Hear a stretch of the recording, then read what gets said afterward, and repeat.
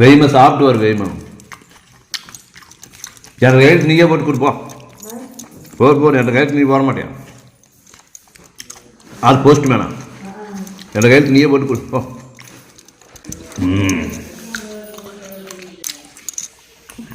அபாரம் வச்சுட்டு சோதிகளை கந்தையும் கொண்டு வந்து கொடுக்காத அது என்ன சோத்துன்னு மட்டும் பார்த்து கிடக்குது தூக்காடுறா வருது சோதிங்கிற போது கண்டது அந்த லாட்டர் வந்துருக்குது இந்த லாட்டர் வந்துருக்குது மாதிரி வந்துருக்குது மண்ணாங்கட்டி வந்துருக்குது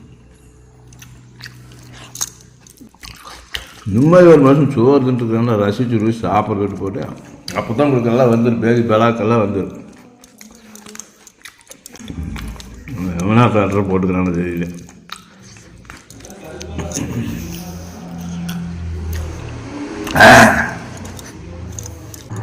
சோத்தை மட்டும் வேஸ்ட் பண்ணிக்கூடாதுண்ணா சுத்தமாக தின்பழகணும் ஆம்பளை ஆட்டும் பொம்பளை ஆட்டும் சோத்தை வந்து ருசி இருக்குதோ இல்லையா நங்கு வடிக்கூடாது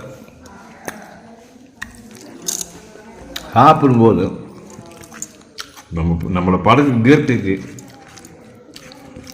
நம்ம படைச்ச இயற்கைக்கு கடவுள்னு நம்பின அந்த கடவுளுக்கு ஒரு நன்றி சொல்லிட்டு சாப்பிடுவாங்க. ஏன்னா எத்தனை மக்கள் நேரத்துக்கு பசியோடு இருப்பான்.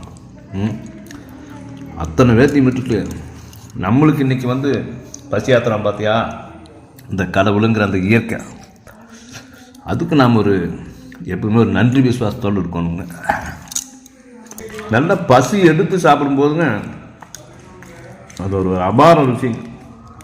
பசி இல்லாமல் சாப்பிடக்கூடாது, பசி எடுத்தால் தான் சாப்பிடணும். இன்னும் செங்கல் காலவாயில் பனைமரம் துணிச்சு மாதிரி துணிச்சிட்டே இருக்கக்கூடாது, பசி எடுத்தால் தான் சாப்பிடணும். சூப்பர் வாங்க.